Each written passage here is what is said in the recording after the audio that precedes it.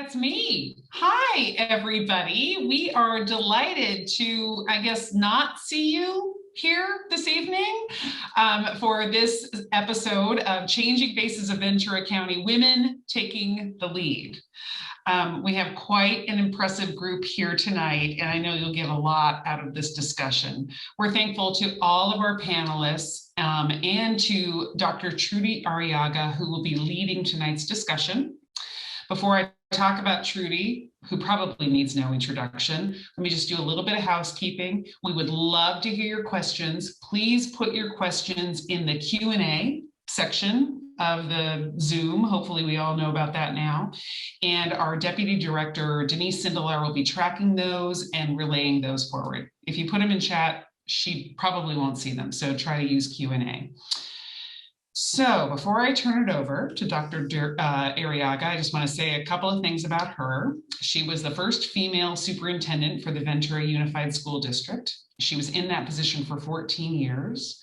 Before that, she was a bilingual paraeducator, teacher, assistant principal, director. She did everything, basically, in the Ventura Unified School District. She's currently on the Cal Lu University as the Associate, Cal Lu University faculty as the Associate Dean of Equity and Outreach in the Graduate School of Education. She's written 2 books, and we are very thankful to her for agreeing to moderate this panel tonight. So without further ado, Dr. Arriaga. Thank you so much, Elena, and it is absolutely my pleasure to be with you all this evening, and most importantly, because I am surrounded by just a really esteemed group of women who are holding leadership positions throughout our county, and just taking a look at the screen and really honoring the women who have stepped forward into leadership. As we begin this evening, I just recently read a report, the Heshinger report. And the Heshinger report, the title of the report was, "When the Man Behind the Curtain is Female, More Women Now Hold Key Policymaker Jobs." And moving on to read the report, I was heartened to hear that in the state of California, at the state legislature, 30% of statewide seats, which is a record high for California, are now held by women. But as I'm heartened to hear that, I'm also discouraged to know that 70% of the seats in the state legislature of California are not held by women. And Nevada, in fact, is the only state in the union where the majority of the legislators are held by women. And so tonight's conversation is about shifting the gender balance. It is about honoring the women who have stepped forward in leadership within our county. And it also is about changing the narrative. And I can't help but as an educator to remind us all that our children are watching. And if they see it, they can believe it. If they look up and they see it, and they see the mayor, who is a woman, a female, they can believe it. And that is a gift that we give not just to our little girls, but that is a gift that we give to all of our children, to our boys and our girls. So tonight is just about the celebration of women in leadership, and hopefully the inspiration for those of you who have tuned in to say, why not me? Why not me, as we begin to discuss the opportunities for us to change the narrative. And I just gave you a brief background about the recent legislative report, but I can go nationally and tell you that in education, 77% of the teachers in this nation are female, 77%. But yet, 24% of the superintendents in this nation are female. We have a lot of work to do. We have a lot of work to do to reach gender equity and to reach the parity that each of our children deserve as they look up and find themselves. And so tonight, what I would like to do is first and foremost honor and recognize who is on the panel. And I would like to introduce them to you, but after I say their names, I would like them to unmute themselves and say the name of one woman or two if you must. But say the name of a woman who has absolutely been an inspiration to you.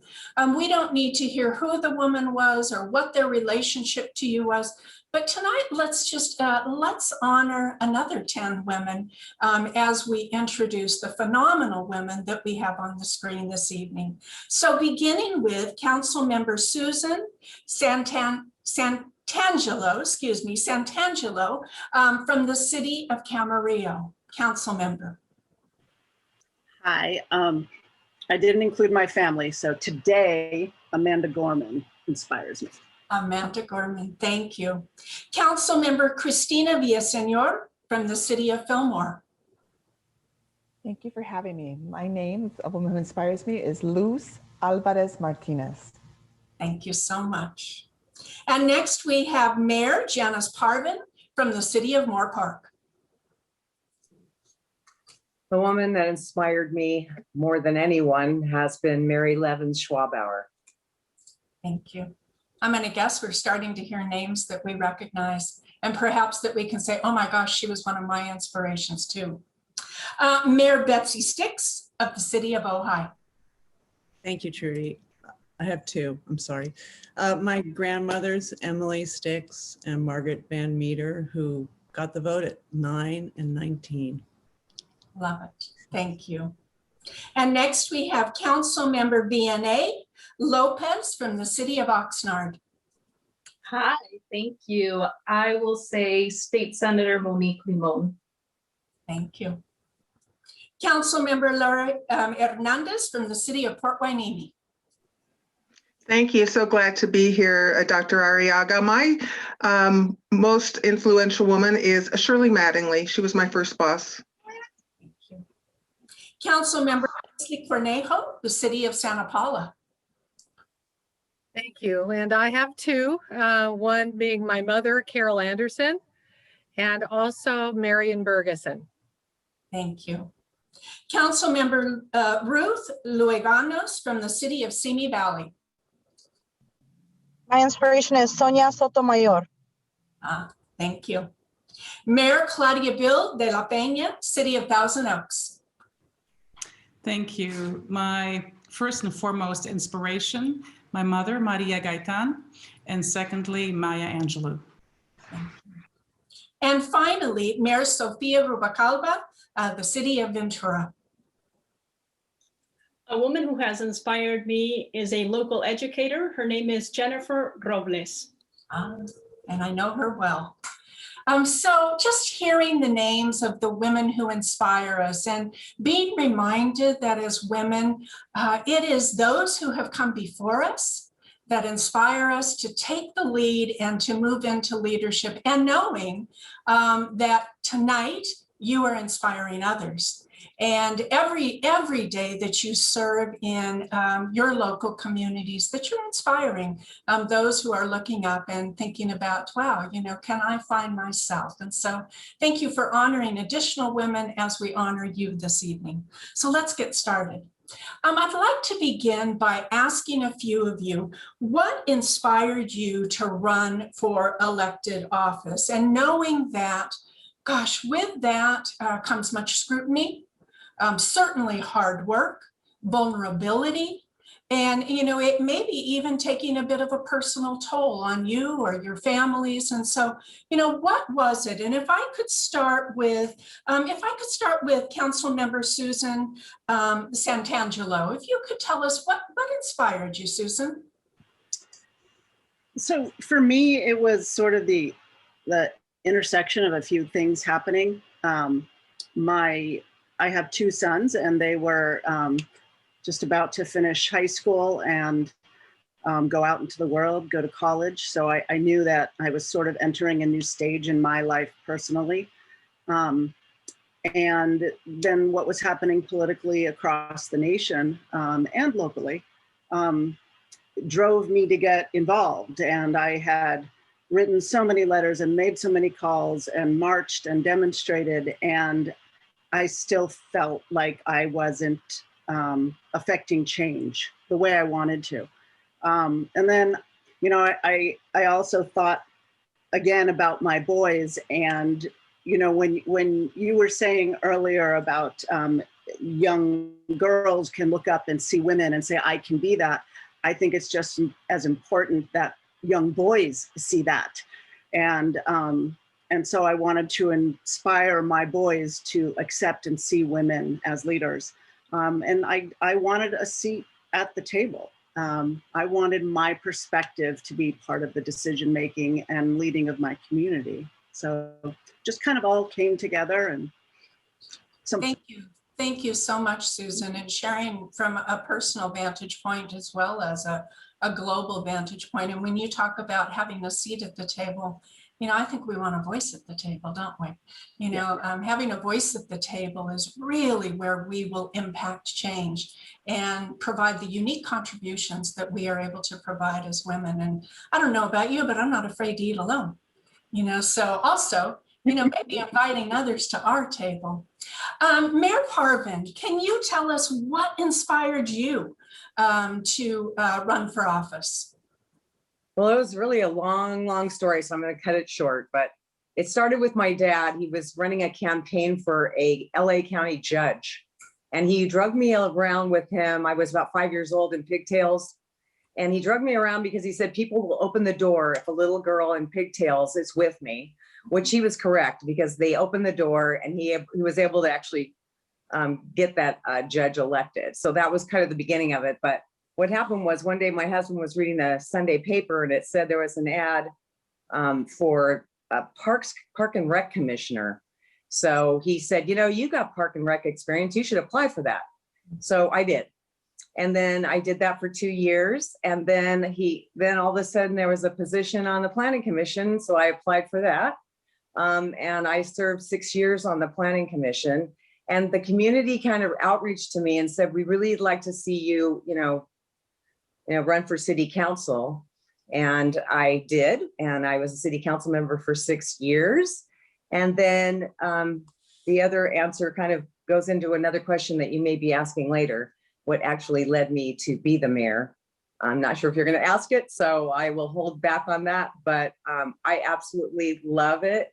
I think it's the most treasured job of all. And the best part is you get to read to students at schools, and they have a lot of questions, those students. And I missed that this year because of Zoom. We've been doing it by Zoom, but it's more challenging. But I think you can inspire those kids by, answering the questions of what you do and how you can be a mayor too, no matter who you are. Thank you so much. And, you made reference to other people encouraging you. And so I think that's a really quality point, that when people tap us on the shoulder, perhaps something that we haven't seen in ourselves, but let's believe, let's have the confidence to believe in what others see in us. And so thank you for pointing that out, Mayor Parvin. Same question, Councilmember Lopez, what inspired you? That was actually a perfect transition from Mayor Parvin. And you mentioned that Dr. Arriaga, sometimes as women, we do need that person to say, hey, you can do this. And that definitely, I fall under that.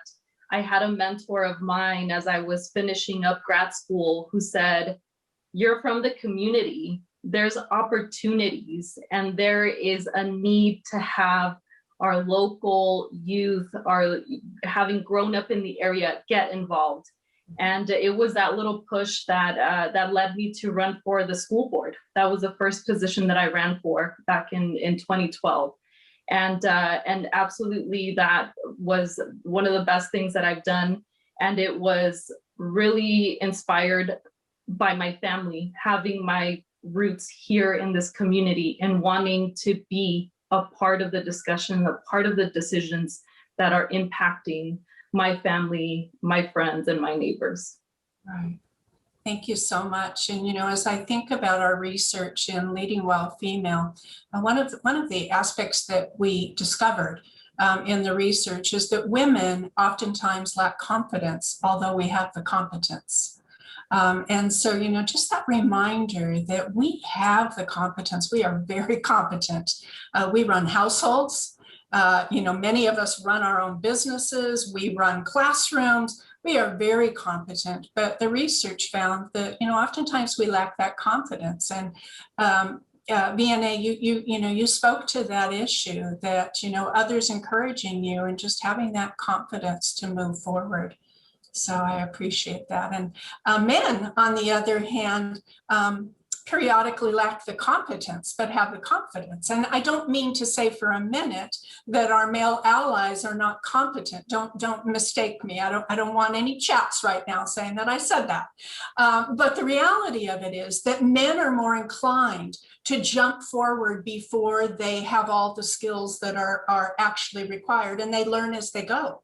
And they have the confidence to say, I can do that. So I think that's something for all of us to learn, and something that V&A really spoke about in her testimony in terms of why. All right, Councilmember Cornejo, what inspired you? I think it was just the right time. I've had a long career in business, owning a small business. I originally studied Spanish, so I'm bilingual, so I'm able to serve my entire community. And through my business, I was asked to join a bank board. And the original founding directors of the bank board, including me, I was the only female on a board of 14. And so I felt I could function as an equal in that environment. Though I had one tell me that, when you speak, people listen to you.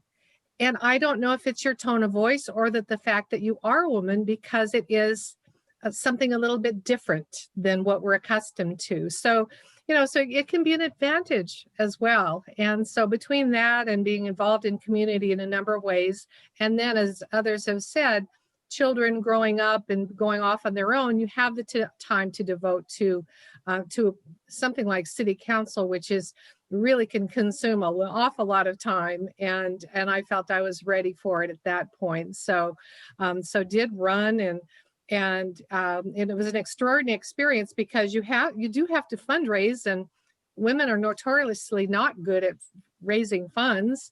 And so you have to be better at that, practice at that, and promote yourself. And so that was a great experience for me, and then very rewarding, because I did win, and I won with the highest votes in history of the city, which blew me away and everybody else. So, but it was a result, honestly, of the fact that I had been in the community so many years, and in a business that I knew a lot of people. So even in a COVID world, it was a bit of an advantage that way. So the timing is everything aligned for me at the right time. And I'm just thrilled to be a part of my city and being able to serve. Thank you so much. And, speaking to the timing, as women, we often have barriers in regards to the timing, whether it's child rearing or taking care of our parents, our elderly parents, or following partners to other communities. And so I would say, as women, let us make no apologies for that. Let us make no apologies that we have absolutely unique contributions, but we also have unique barriers. And one of the barriers is timing. And so, thank you to Leslie for speaking to that. For anyone who is listening this evening, to be reminded, just because right now is not your time doesn't mean that your time couldn't be approaching. And no apologies for the unique contributions that we have in our own families as women. So thank you so much, Leslie, for bringing that up. Let's hear from Mayor Bill de la Peña. What was it that inspired you, Claudia? Well, what inspired me was protecting the environment. There was a development going up in my neighborhood, which just destroyed stream beds, wildlife, flora, fauna. and we reported that to U.S. Fish and Wildlife, and that is how I became involved. It was picked up by the newspapers. It was picked up by one of the council members, who then appointed me to the Planning Commission. And the name may ring a bell with some of those who are old enough to remember the Erin Brockovich story. And her boss was Ed Masry, and he is the one who appointed me to the City Planning Commission here in Thousand Oaks. And that's how it started. I was then encouraged to run for city council. I did not expect to be running for city council. I was recruited. I was a very reluctant candidate because I had a career in broadcast news in the city of Los Angeles, to which I commuted every single day. But lo and behold, I defeated an incumbent, even though I was told by consultants that I would never win an election in the city of Thousand Oaks with the last name of De La Peña. And I've been on the council since 2002. Congratulations, Councilmember De La Peña. I love that story.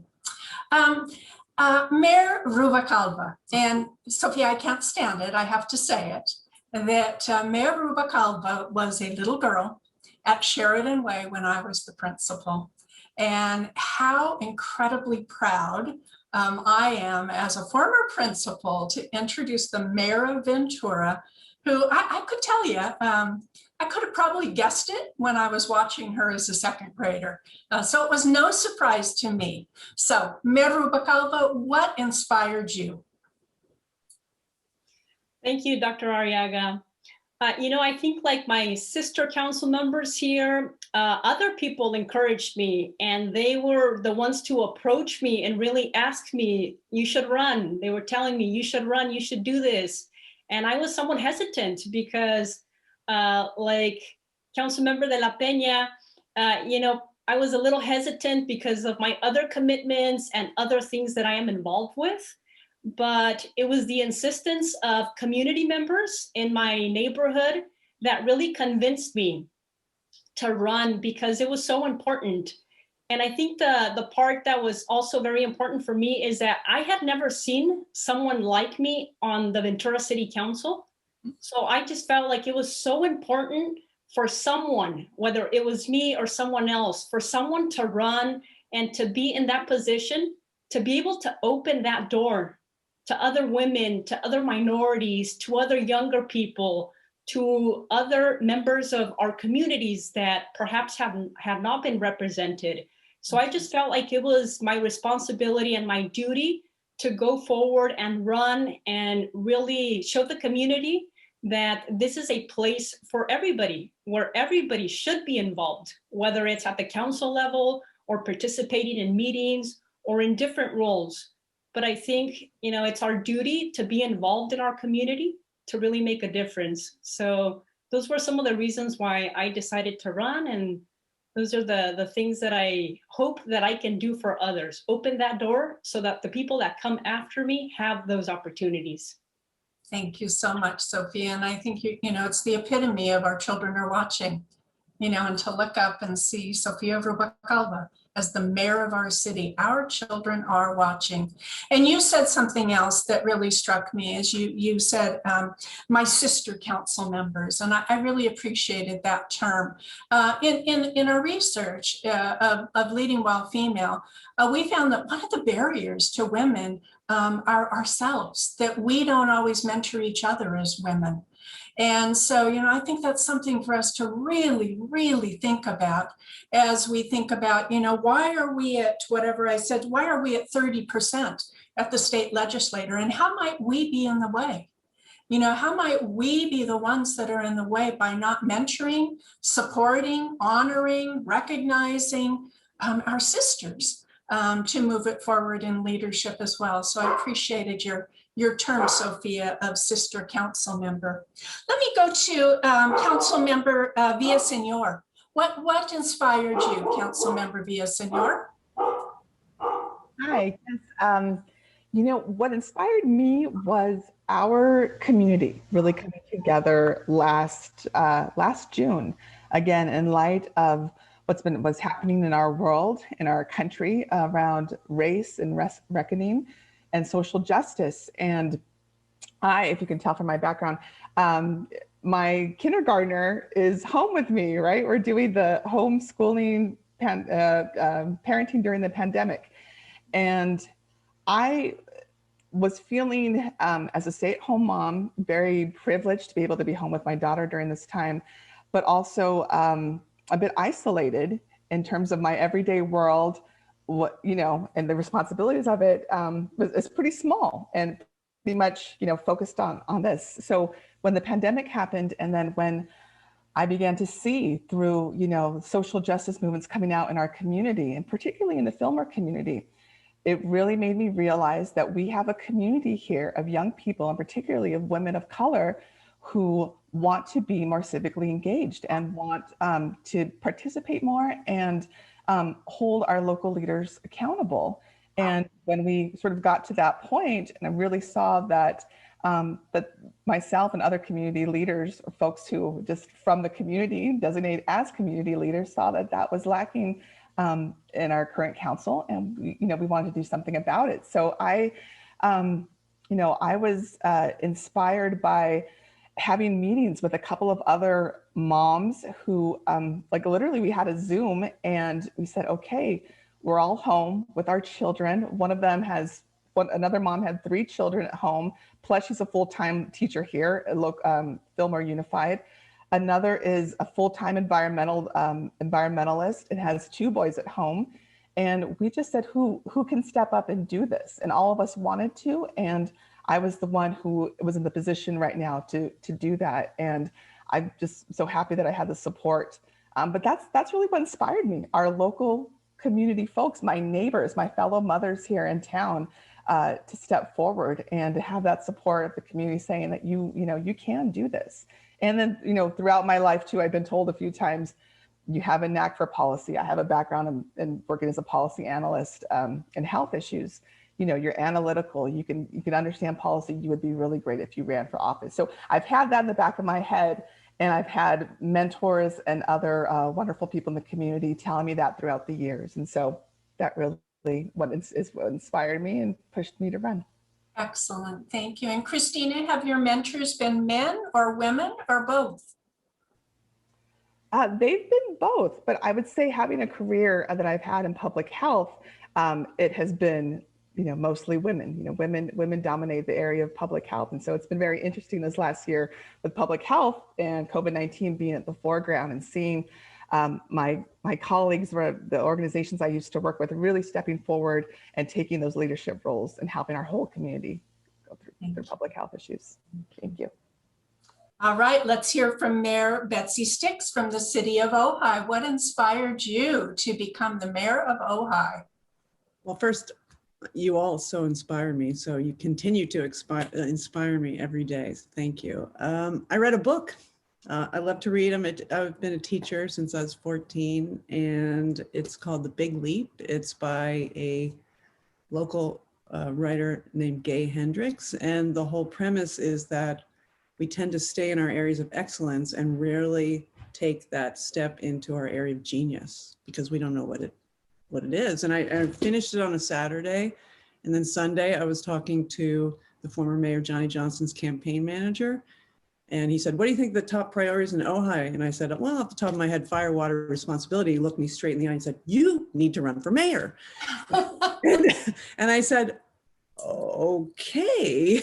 And I was similar to some of you, my boys had graduated and left the nest, and I helped both my parents pass away, and I had the space and the time, and I had this book in the back of my head, and I could hear the voice saying, "You don't know what you're doing, little lady." And I just did what I have a brilliant campaign manager, and I just followed directions, and I'm good at following directions. And I love my town so much. It's given so much to me and to my family, and I just want to give back. So. And, thank you for the recommendation of the book. And really, you referred to what a lot of us have experienced in our lives, and that is the imposter syndrome.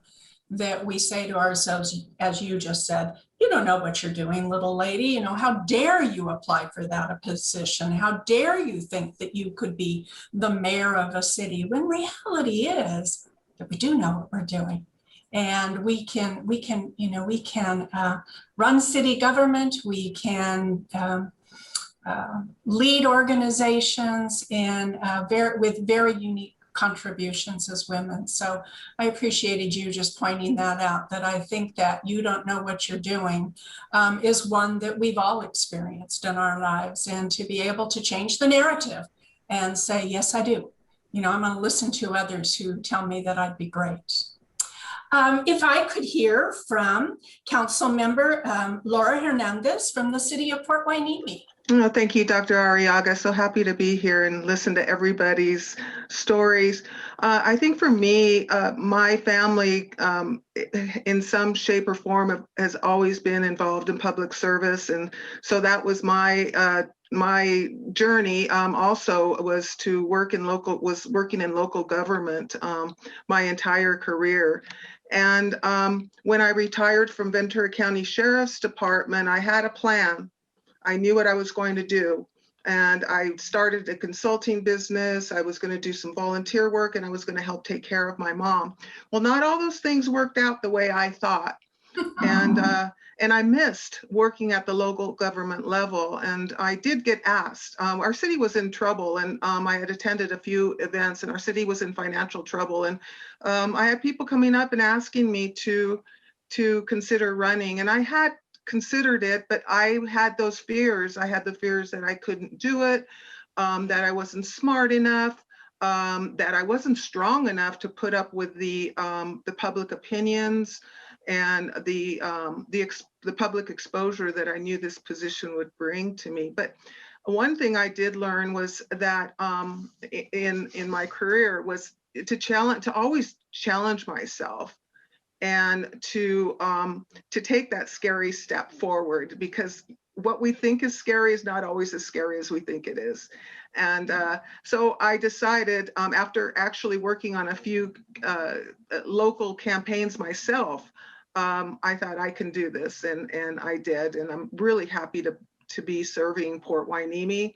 It's a great position to have, working in an elected position, to have a voice. And I think I found my niche, is what I believe I did. And I hope to continue serving for a long time. So thank you for the question. We also serving for a long time. And, you know, just the concept that Councilmember Hernandez brought up of, you know, what would we do if we were not afraid? What would we do if we were not afraid? And, you know, I would say, maybe put that question before us as we jump forward and try to lessen the fear.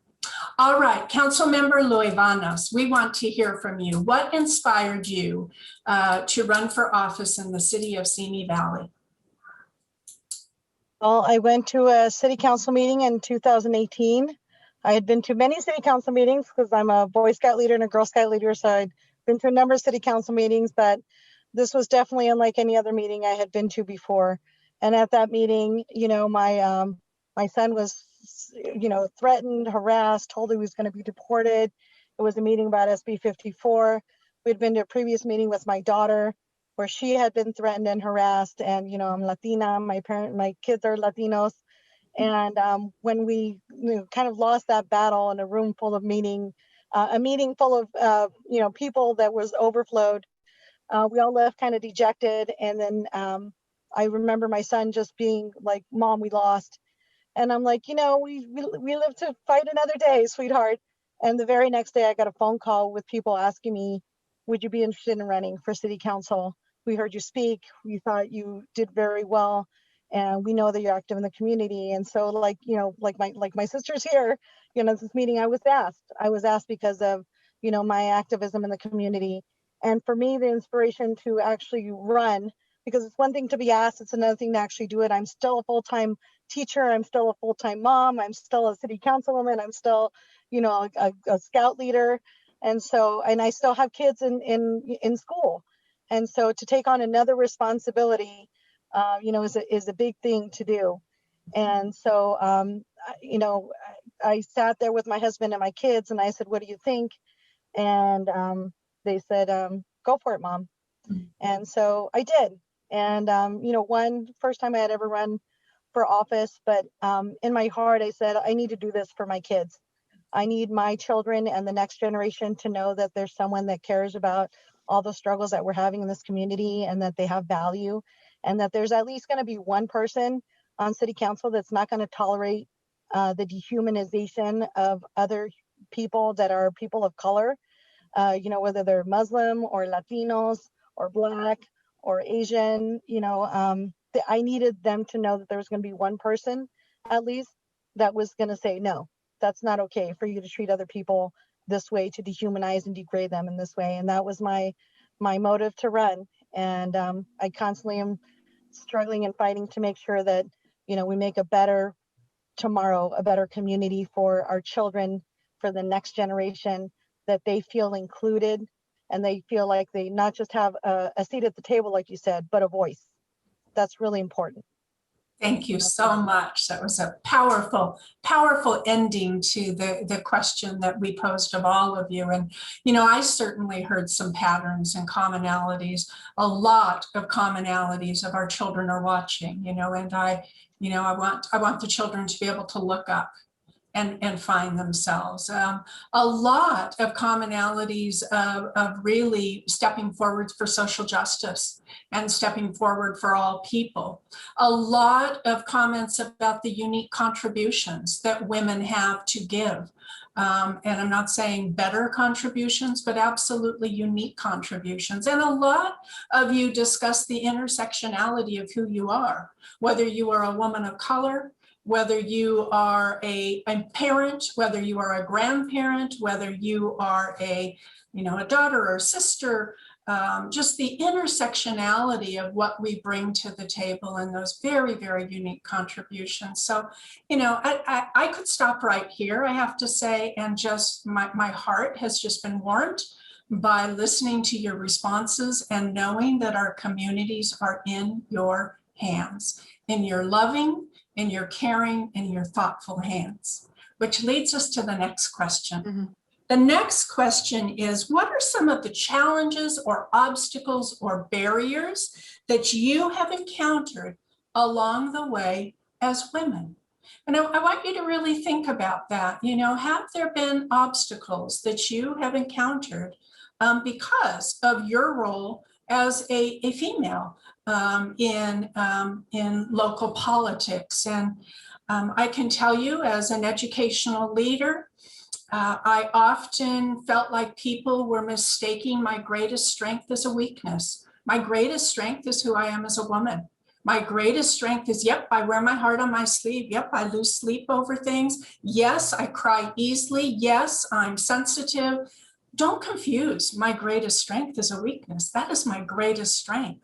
And so, I certainly encountered some barriers, but we don't encounter the barriers and let those stop us as women. We encounter the barriers and we work around them, and we educate others in regards to perceiving what perhaps is perceived as a barrier is truly one of our strengths. And so rather than call on each of you, is there someone who would like to start us off that just absolutely has one to share that is on the tip of your tongue?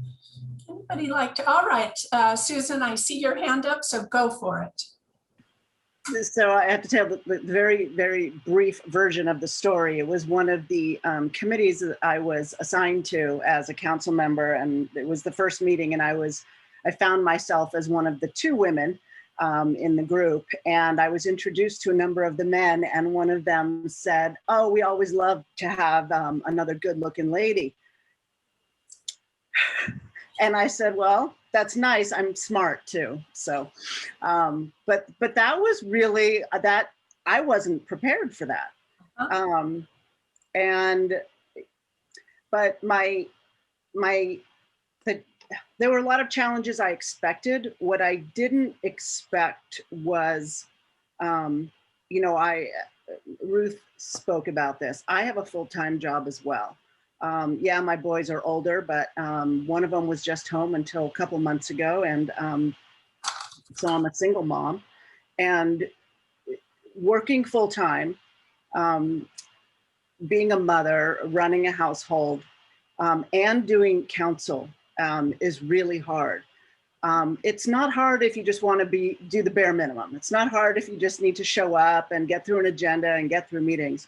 But if you really want to be innovative, if you really like have a vision and want to put it to work, if you really want to get into the community, it's really hard to do.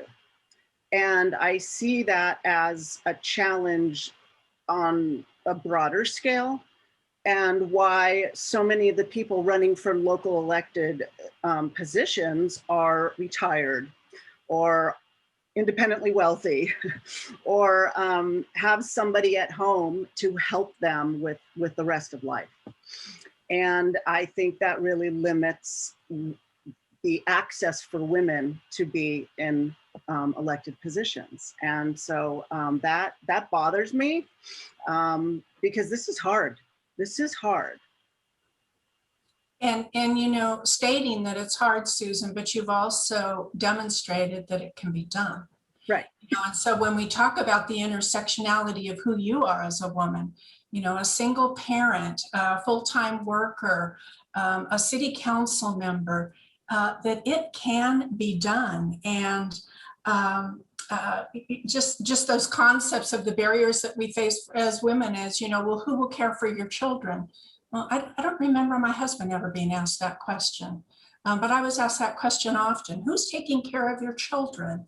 And, you know, do you have enough time for this with your children? And so, you know, I think being able to show women that it isn't one or the other if we choose to have both, that there are opportunities for us to, yes, indeed, have it all, if that is what we choose.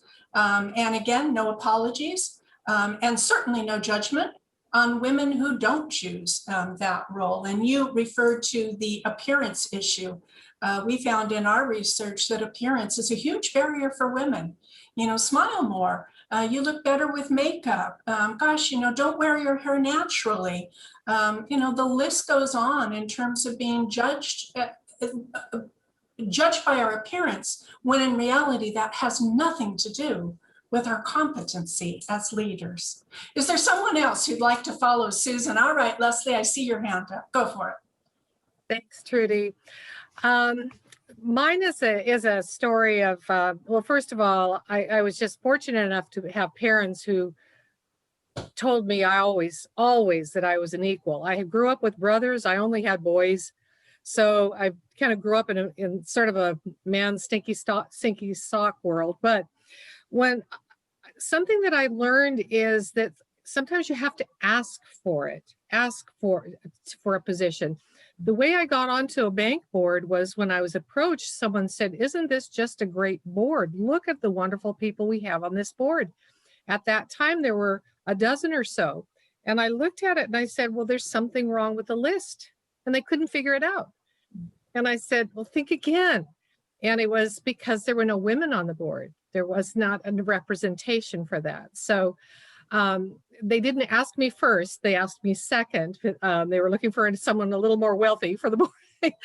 but you have to ask. And then once on the board, I came in and I do feel that maybe a little humor, but always standing up. You know, I feel like there might be some off-color statement made in the boardroom, and then they'd all look at me like, was that okay? And I'd say, no, that wasn't okay. And, you know, I grew up in a world of boys. I've heard it all. But the next person on this board may be a woman, and that's absolutely out of line. And you need to, and I tried to help gently change the culture. And it is difficult to change it. It's hard to be very tough and rough and change the world in a moment kind of a person. So at least my style is to you know, nudge people into the proper treatment of women and acceptance. And then once you're on the board, you have to earn it. You know, you can't just be there because you're the woman. You have to, you know, be a contributor so that you can't, and then I feel an extra responsibility for women to do it right. And so that I am opening the doors or putting my foot in the door for the next person to come in. So women, I feel, aren't quite as good at that. You know, not necessarily that it's a good old boy, good thing to be helping them all along no matter what, but we're all trying so hard to make it. I think we have an extra burden or responsibility to open the door and put our foot in the door to let the others in as well, and make sure that they get the opportunity as well, because we're not there yet, but we really are we're getting there. And it sounds to me like, Leslie, you've done more than open doors. You know, you're escorting women through those doors that you've already crossed through, and using the grace that is you. You know, there's often that you have to act more like a man to be the boss. Actually, no, I'm really good at what I do with the grace and the wisdom and you know, the qualities that I possess, which you just demonstrated, Leslie. Thank you so much. Somebody else who would, all right, Mayor Parvin, thank you. It's kind of debating whether or not to share this story, but I'm going to, because I'm surrounded by wonderful women. All right. But, you know, I mentioned earlier that I kind of got there the hard way, right? Started out in parks, then planning, then got to the city council. And during this time on city council, I was very active in the California League of Cities. And at the California League of Cities, you kind of work your way up through the division. I'm sure many of you are familiar with that, right? So I was kind of being primed to be the next president of the Channel County's division of the League of Cities. And so at the annual meeting, we had our luncheon, and I was kind of expecting to be nominated, which I was. But what surprised me was one of the male council members on my own city council decided to put his name forward to run for the position, had never really attended any league meetings or division meetings, but decided, hey, I'm going to do this. Really, really shocked me. I remember being in the hotel room, we're going to go vote at that point. I was in the hotel room really frustrated. And there was a song that kept coming into my mind, and you're going to relate to it, but I Will Survive. Because at that point, I was so motivated that I decided, after being elected and moving on further on to the California League of City Board of Directors, that I decided I was going to run for mayor. And that's what really excited me to do it, because I thought, you know what, I can do this, and I know I can. And I'm just going to show this individual that I'm going to do this.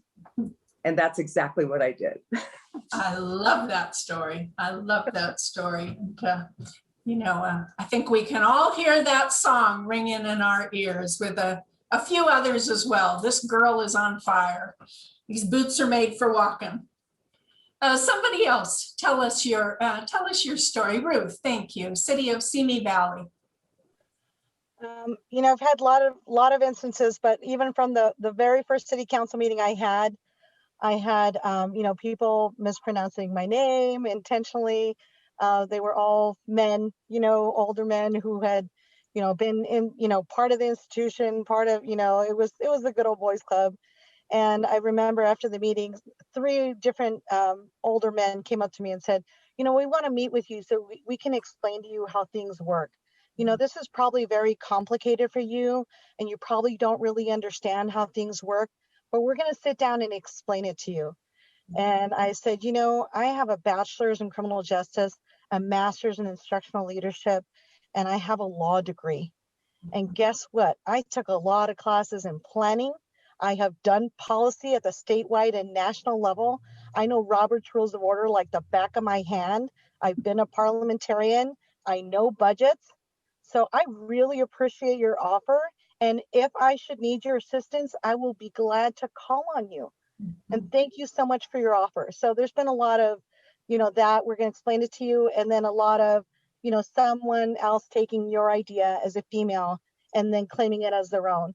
And then what I will say in return is, thank you so much for endorsing the idea I brought up just 30 seconds ago.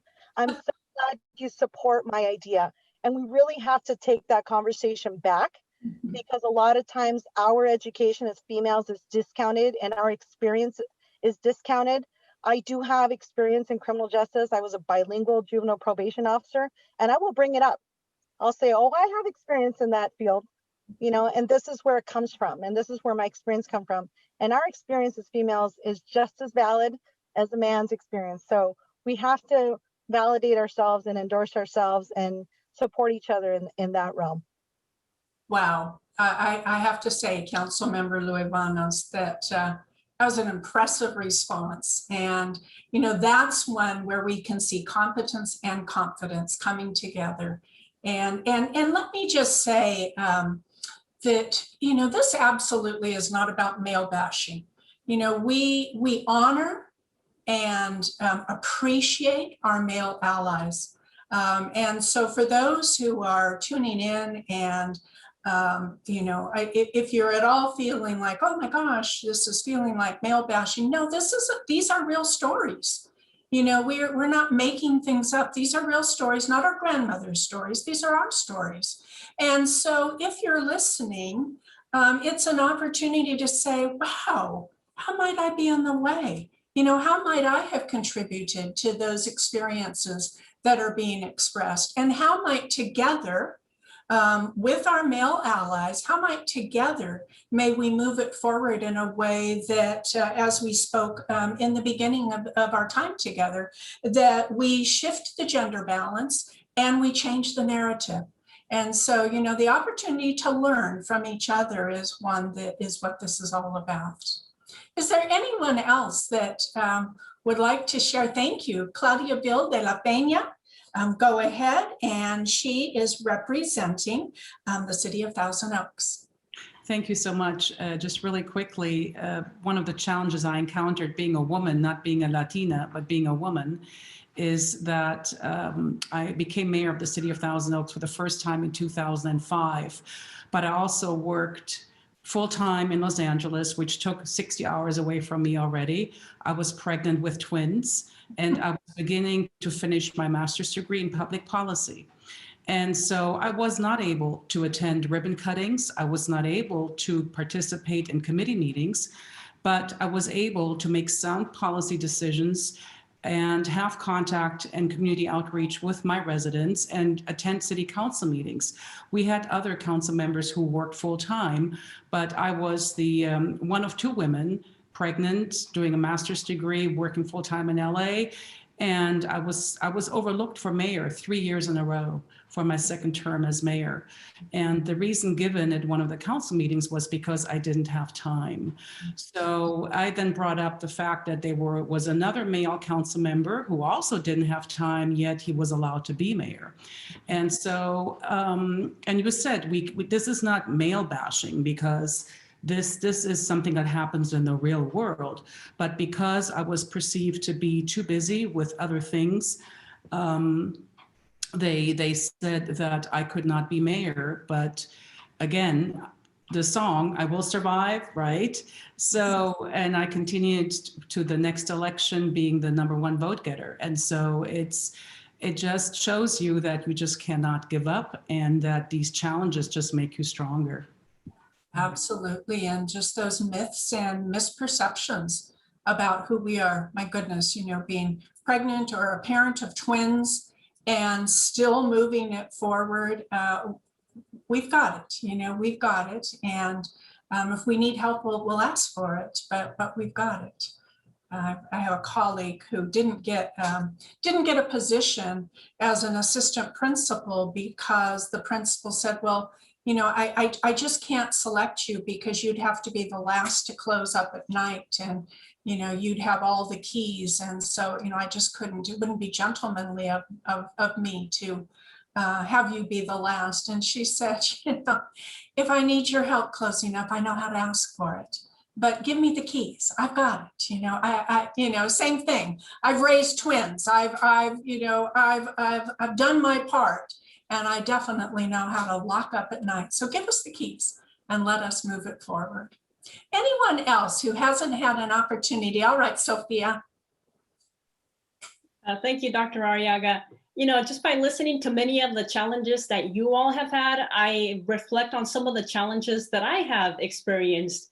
And I think one of the biggest challenges for me would definitely be, having a full-time job and having all of these other responsibilities. So I think the current system is not set up to include all voices of all genders and all age groups and all ethnicities. So I think that needs to change. And sometimes I feel like, maybe that's my role, to bring it up and make sure that we address it. There are other cities that are looking at different models and have implemented different models for their council members and for mayorships, et cetera. And I think here in Ventura County, being on a council is like being a volunteer pretty much. And so I think we need to make it more like an actual position so that we take it on and really give it the time and energy that it deserves. I just feel like on the councils, we're making multi-million-dollar decisions when we're up there, but yet we're pretty much like volunteers. So I feel like those things need to change. So the systems that we have in place need to change in order for more people like us to take it on. So that's just something that, I want to make sure that we kind of start talking about those things. How do we change the systems that we currently have to allow more people to participate? I know that there's models like in Santa Barbara, Goleta City Council. They have changed the way they do things in the last few years. So I would encourage all of us to take a look at what some other cities are doing, and let's us advocate to be able to do that here in Ventura County. Sophia, I think that's such an important point. And again, this is not about male bashing. This is just factual that systems in our past have been made by men for men. And so, as we look at systems, our, as Sophia said, our system's inclusive of all people, all backgrounds, all socioeconomics, all genders. And I think we probably could find that we have a lot of work to do. I think VNA, I think you had your hand up. Thank you. Yeah, I think, same with Sophia. I mean, listening to everything, we just keep going as we have these challenges and these barriers come up.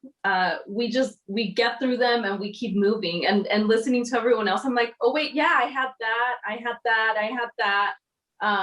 From starting just perception, being a woman, being a Latina, my age, I've definitely, heard that piece is you don't have enough experience, you haven't lived long enough, you're too young to know what's right and what's going on. I've heard that, a lot of that mansplaining, as it has been mentioned, and certainly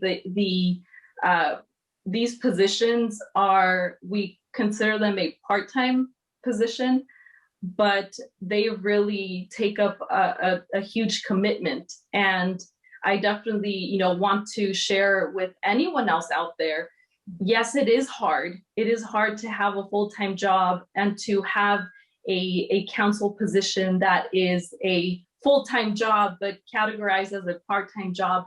It is very doable, but it is certainly a lot of hard work. And we do have a support system that I see a lot of great faces here, so. Fantastic. Thank you so much. And, when we talk again about intersectionality, and we didn't mention age, to be able to change that narrative, you're not old enough versus, I was raised in an area where I have unique skills and unique contributions and information and knowledge and expertise that others don't have, who were not raised in the era in which I was raised. So it's changing that narrative to making what is perceived to be one of our weaknesses as our greatest strength. Christina. Yeah, thank you so much. So I just wanted to add to this conversation. I think it's been wonderful, and I agree with everyone that has spoken. And changing the narrative, I think we also have to look, if we're going to bring more women into these leadership positions, I guess you call it the cred needed to run for city council has had this system of, well, have you been on these boards, or have you volunteered for these organizations? Have you done this, this, and this. And I know I had actually some women in my community when I was running question, well, what is she on? What has she been? Has she shown her dedication to the community? And I think that narrative has to shift too, because just as we were talking, we have full-time moms working 1 job, 2 job, kids at home, and have not been able to have those positions. Not that they don't care about their community or want to be a part of it or are a part of it in some sort of way. But I think as women, we need to sort of shift that too, and take away sort of that list of the, I guess, the cred or something that you need to get over that, okay, you're qualified. You know, there's so many folks that maybe haven't been able to be a part of that are interested, intelligent, know the community and can be a part of it. So I just wanted to put that in. I think that's a very, very critical point. You know, it's not the seats that we've sat in. It's how outstanding we have done in the roles that we have had in our lives. Not necessarily, you know, have you sat in this seat? Have you served on that board? So thank you for bringing that up. Thank you, Betsy. Just to echo Christina, I heard that repeatedly. You have no experience, you have no experience, you have no experience. And I had to finally stop myself one day and I thought, you're 57 years old. You've raised 2 kids, single mom. You helped your parents transition. You've been teaching for decades. You've done a lot of stuff. So I do have a lot of experience. And I had to keep continually reminding myself of that. And I think that's that self-affirmation and that ability to not let that imposter syndrome, you know, ring true. That, you know, we think about. I'm taken with how many of you have said you're single moms. You know, I mean, my gosh, you know, that is, try that, you know, try that. And for those who have done that and have done it well, wow, you know, I don't know what prepares you more for being a leader in life than for, you know, running a household and raising children as the sole parent involved. So I applaud you. I think the only person we have not heard from, and I want to make sure that Mayor Claudia Bill de la Peña or Councilmember Laura Hernandez, would either of you like to pipe in before we go to our final question? I would. I just wanted to talk about public image being one of my big concerns because, you know, oh shoot, sorry, lost my screen there. I felt like I didn't fit the mold when I was considering running for office. And I always felt that way because I'm 64 years old and I'm not, oh, can you hear me?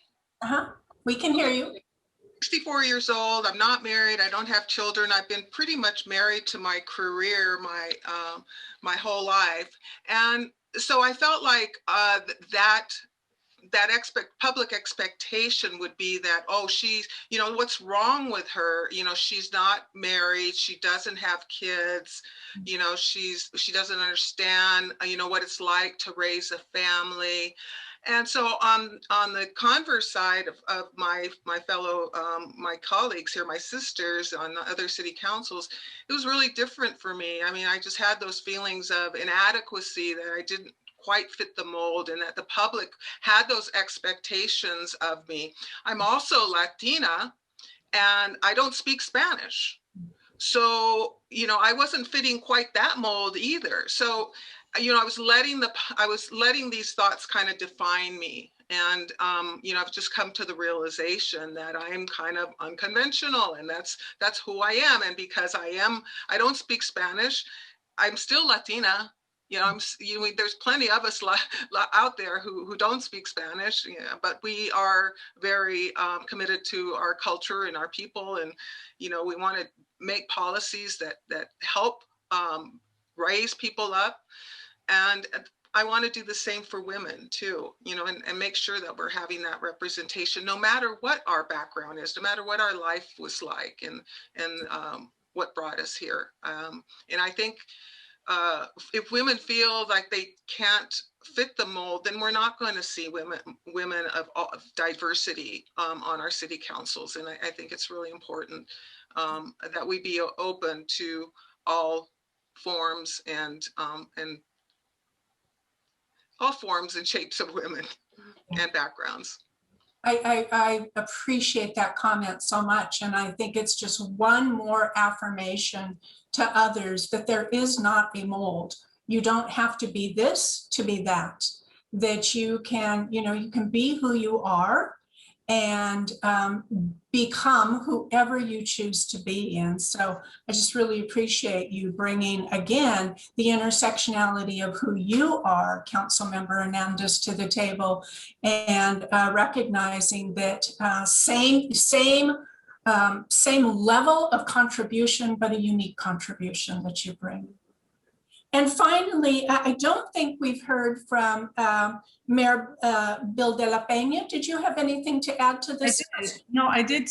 Oh, you did. Okay. My story about being passed over for mayor several years in a row. I remember. Thank you so much. All right, we're going into our final question. And as we go into our final question and our final few minutes left in the panel, I would like to remind all those who are viewing this evening that 20 minutes will be saved at the end here for questions and answers, your questions and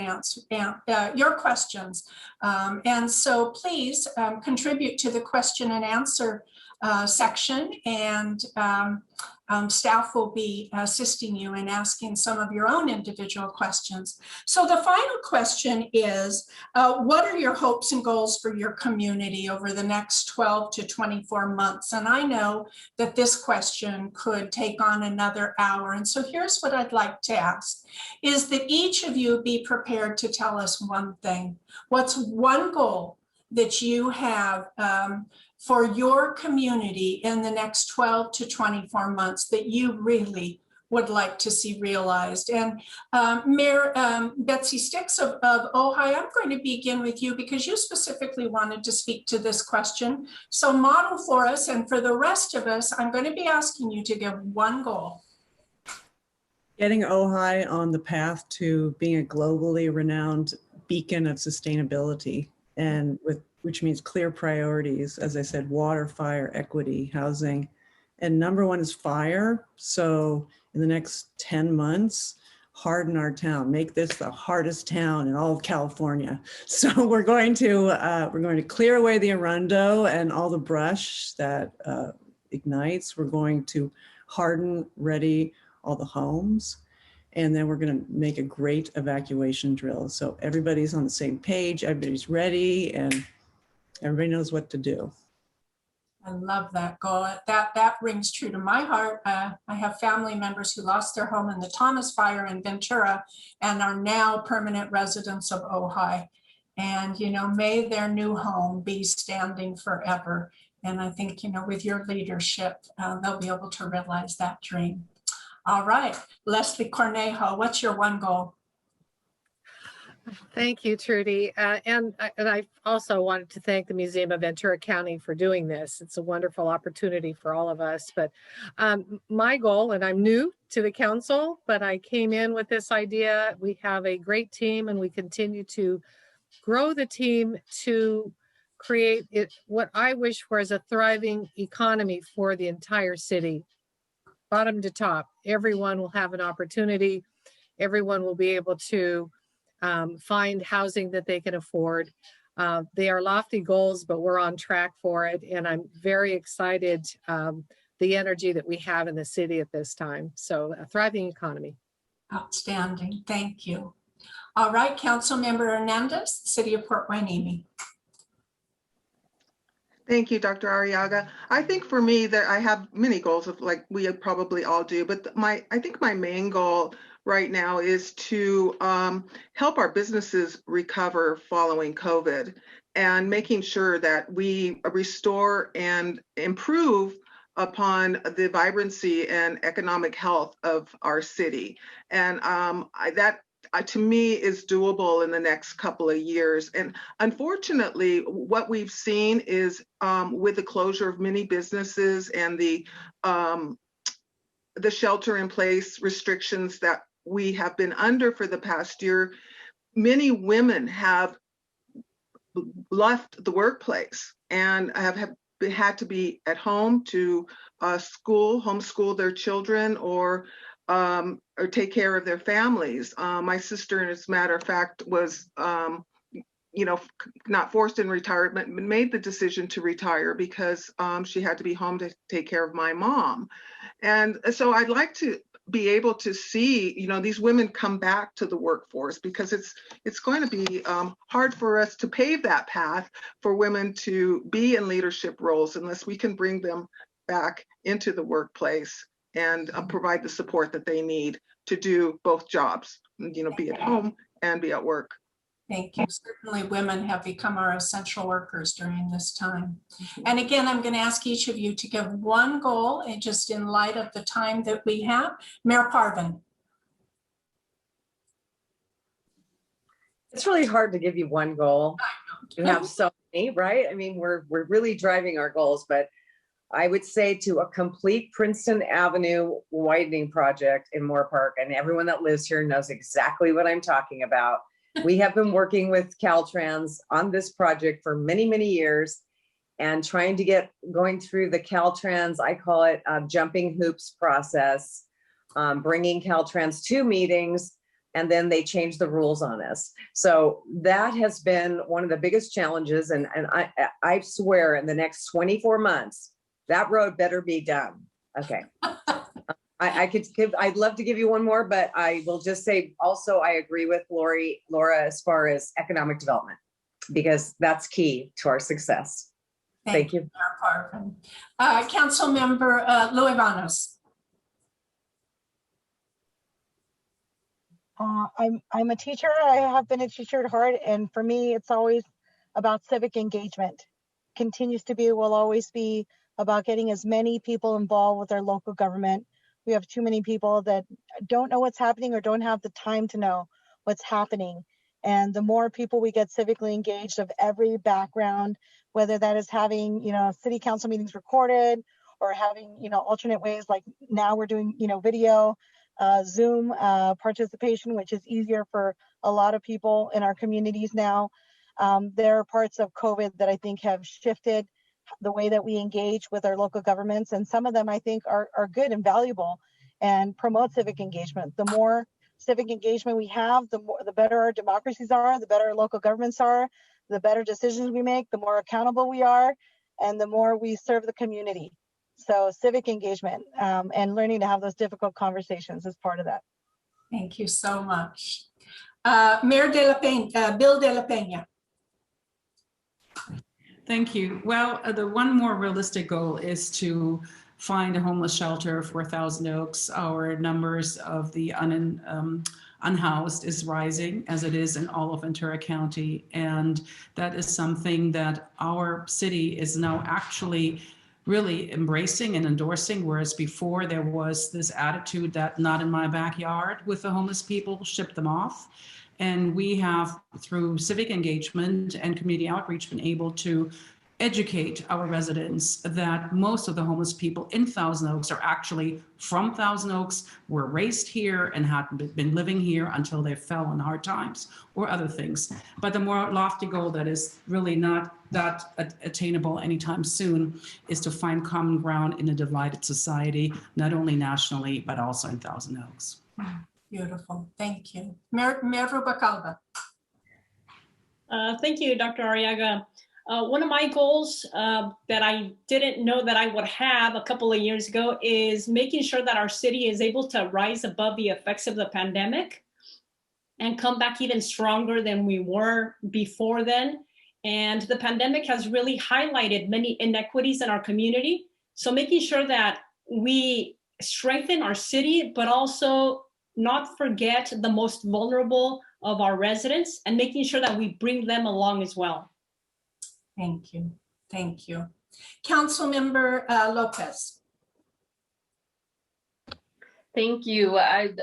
as being a representative on a district in an area that has felt so disconnected, from the city, working collaboratively with my fellow colleague, female colleague on the council that also represents the south end of our city, is to really re-engage and reconnect our community and invest economic development and visible investment that will show our citizens that their elected representatives are listening, are paying attention, and investing in the community to connect to the city.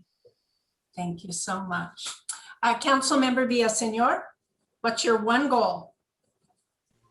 Okay, this is tough, but I'm going to say it as being equity.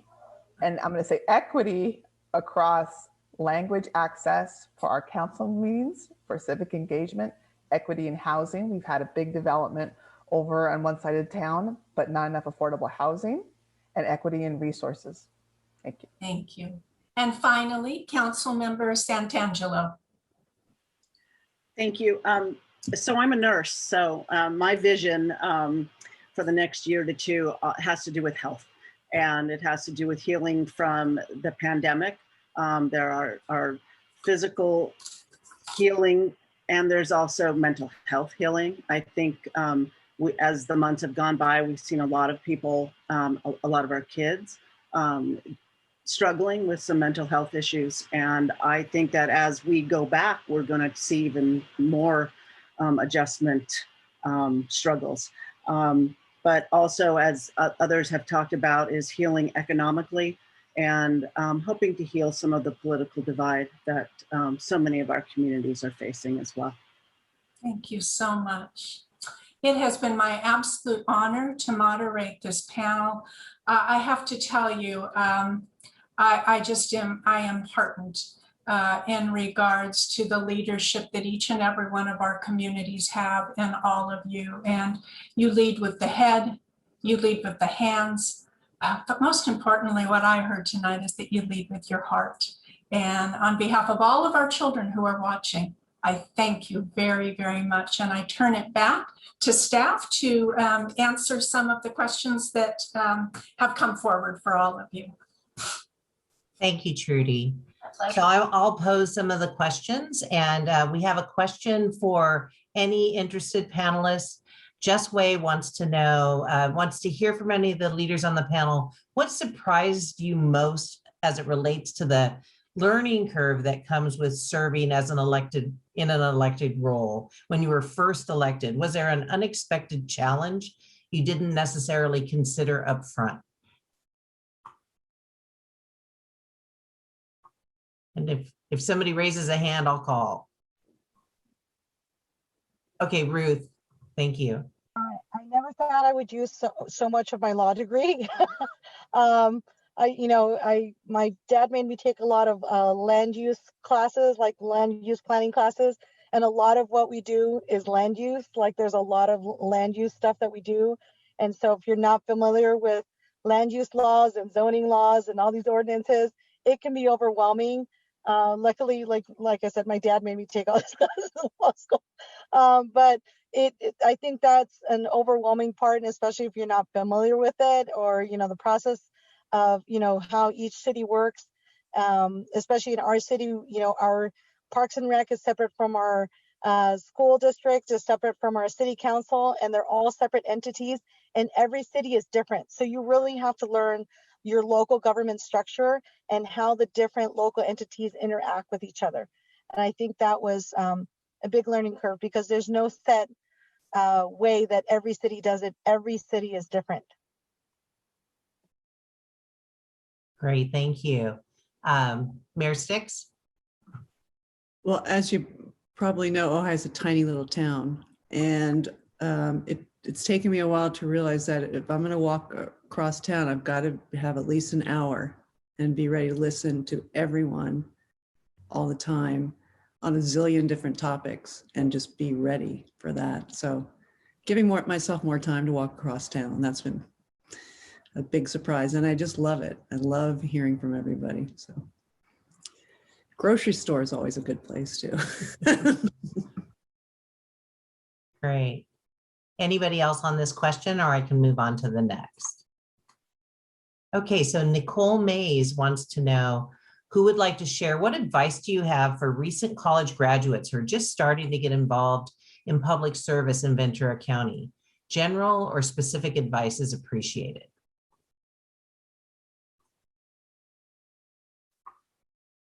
VNA?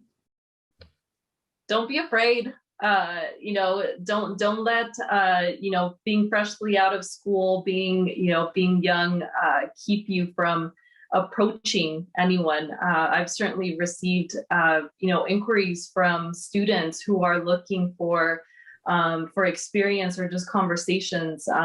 Don't be afraid to ask. You would be surprised the responses that you'll get from people, women like those of us present today. Great. Okay, Susan? Read the agenda packets.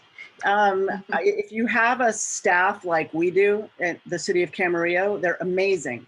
And those agenda packets give you so much background and explanation about what's happening. So if you're looking to learn about the issue, if you're looking for historical context for decisions, the agenda packets are just a wealth of knowledge. So if you're, that's just a great way to get some background and learn a little bit about the inner workings of the city. Thank you. Leslie, did you, or Laura? Yes, yes, I did. Mine is just kind of general advice. And I got it from my mom last year when I was thinking about running for office. And she said, just don't take anything personally. And it was wonderful advice because you just, sometimes you just either feel like you've given the wrong answer or you're not putting your best foot forward some days, or you don't know enough about a subject or whatever. You just don't take it personally, just plod along, do your very best. And I think that's just, good life advice. But in particular, if you're going to run for office, which is a different animal than serving as well, running for office and also serving, just try not to take it so personally. Great. And Laura, you next. Thank you. I would just say, don't be discouraged by the process. The wheels of government sometimes can be slow. And I know that people come in very passionate and wanting to see results right away.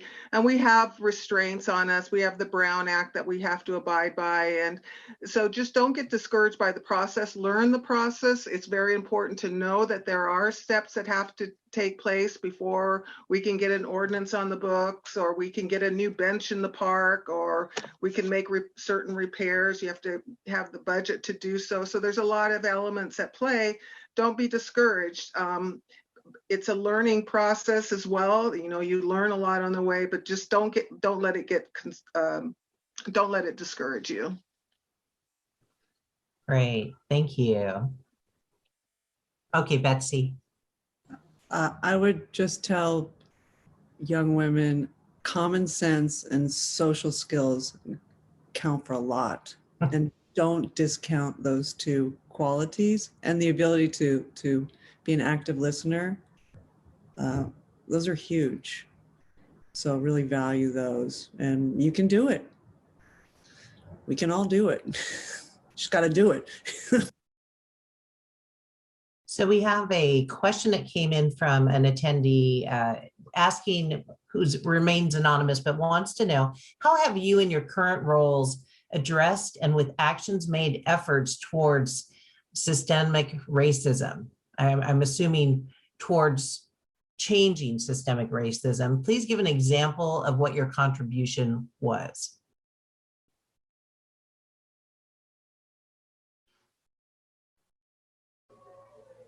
I'll start. So thank you. I think I mentioned earlier, that's one of the reasons that I came into running thought about it last summer, was that Fillmore came together, and along with the city and our local police department, we had a community conversation about policing, about racial profiling, and it was brought up as an issue in our city. And I have a personal story of a family member who's racially profiled. And so from being an advocate, right, and running a campaign and being an advocate for that, to then getting elected on council and to continuing to move that forward, but in a different role, has been really eye-opening. And and as a council member, we are policymakers, but we are also advocates, on the dais, and pushing forward that these community conversations around race, around, like if I said in Fillmore, policing, and other issues that may come up. I feel it's my role to keep these conversations going and to continue to push for this conversation in our community. So that's one role that I have had. And I get shifted from being an advocate on the outside to being a policymaker, but still having the ear of the advocate community, of course. Thank you. Laura.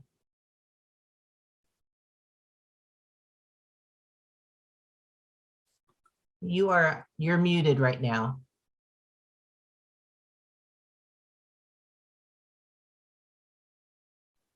Sorry, I don't know why I'm having problems here. One of the things that I do as a city council member when issues come up that can generate racist thoughts, bigotry, things like that, I try to combat misinformation. Because as a city council members, we can have people speak as if something is truth. And I think I feel a responsibility to our community that they have the right information. And if somebody misspeaks, I'm outspoken enough to say something and to counter the comment, or to say that that's not actually true. Let's look at the science. Let's look at the statistics. Let's look at this report, which doesn't support your statement. So I think on a city council level, personal level, I like to correct and combat misinformation. Great, thank you. And okay, Ruth, yes, thank you. Just saying certain words and just acknowledging residents' concerns is really important. There's some of us that are more, residents will talk to. Mayor Stixx mentioned she can't walk from one end of town to the other without 1,000 people talking to her. And so some of us know that we have residents' ears more than others. And so we know that certain residents will come to us regardless, of the reasons why. Maybe we're more motherly or sisterly, or maybe, their kids are in a dance class with our kids, or maybe, we're in a YMCA class together, but we know that people in the community will come to us with their concerns, and it is our responsibility to bring those concerns to people on the dais and our colleagues on the city council and mayors to let them know, hey, these are the issues that people are concerned about, and this is how people perceive people in our city, or our city in general, or our region, because Ventura County, is a region, and we're all perceived, in that way when we are perceived as a region. And so these are issues that we need to talk about and collaborate. And so just saying things like Black Lives Matter, that's a validation. Acknowledging, the Asian women that were, shot just a week ago, and having the flag at half staff, and recognizing this is why the flag is at half staff, making sure you point those things out. It's one thing for it to be done. It's another thing to say it and then have it on the record so that people know and acknowledge it, that it is an issue and it is something that needs to be addressed. And then furthermore, addressing the trauma that BIPOC people face, every day when they deal with these things. My son is worried about going out, walking after sunset because he's not sure if he's safe. So it's really important that we do it from the dais, and then also just being women of color on the dais elected. I'm the first Latina, elected to Simi Valley City Council. And that means something because I get treated differently as a woman of color than, than other council people do. So it means something to say, to be there, just to exist. And then it means something to say those words like Black Lives Matter, to acknowledge the struggles that people go through, whether it's someone from the Muslim community, or Jewish community, the Latino community, the LGBTQ community. We need to say the words and be explicit because it means a lot to people, and they're listening to what we say, regardless of whether or not they're physically there, they're hearing what we say. Great. Mayor de la Pena. Thank you.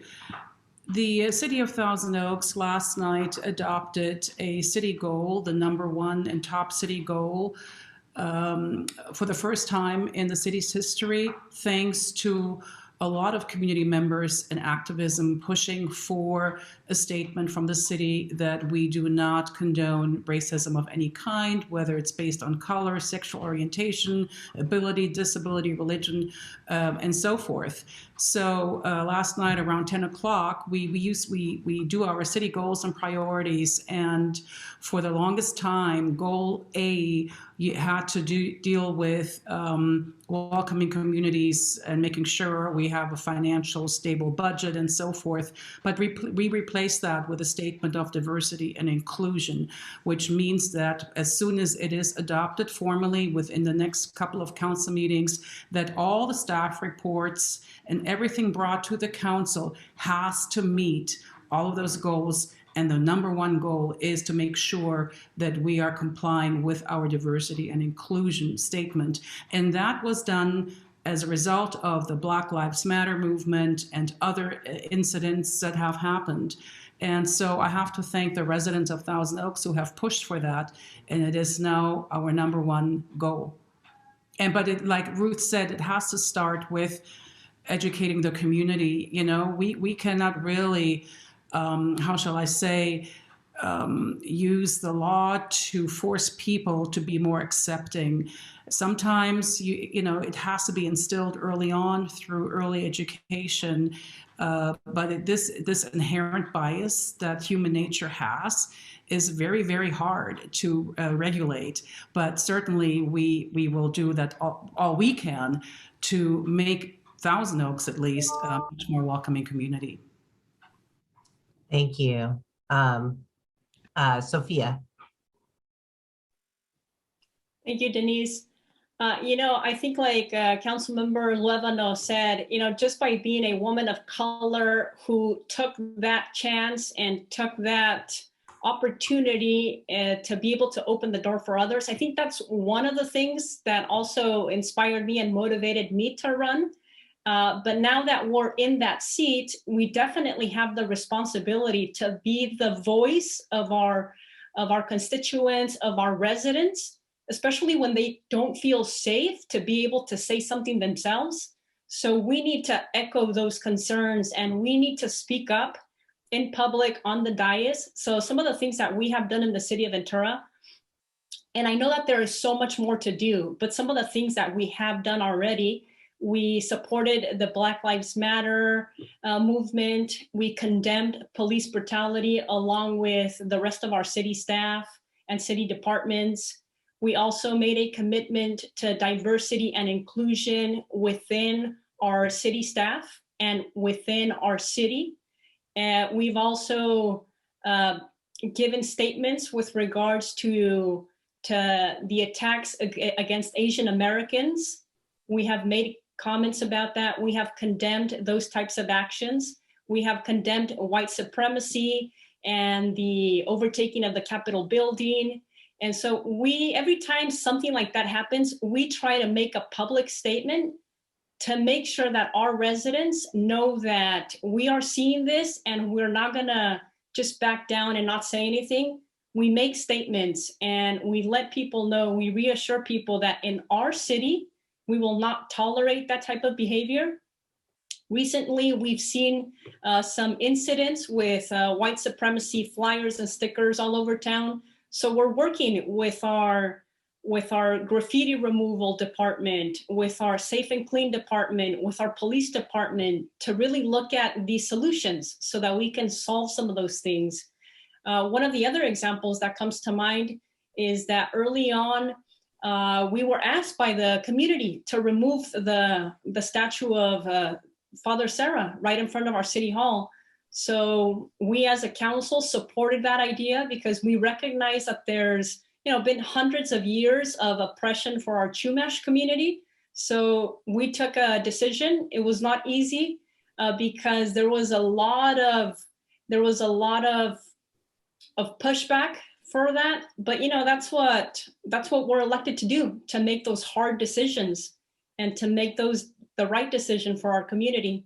So those are just some of the examples that we have seen in the city of Ventura, but we know that I think we're just scratching the surface because a lot of this had been not spoken about. So we're just starting to really address this issue in a more public level. So I think this is just the beginning and we just need to keep at it. Thank you so much. And on that note, we could continue on until 9 o'clock tonight. And there are many more questions. We will gather all of those questions and send them out to all of the panelists. But I'd like to go ahead and thank you and turn this back over to our director, Elena Brokaw, and we'll be concluding the program this evening. Thanks to all participants. Well, there's nothing really that I can add to any of this. You are so inspiring, and your tales from the really huge issues to the very specific issues are so helpful, I think, to everybody who is thinking about getting into any sort of leadership position. I really want to thank you, Trudy, for agreeing to be the panelist for this, this group of shrinking wallflowers. And pulling out all of your wisdom for all of us. We at the Museum of Ventura County are honored to be able to bring you this kind of event. And with that, we'd like to say good night and thank you. Good night. Thank you. Night all. Thank you. Night.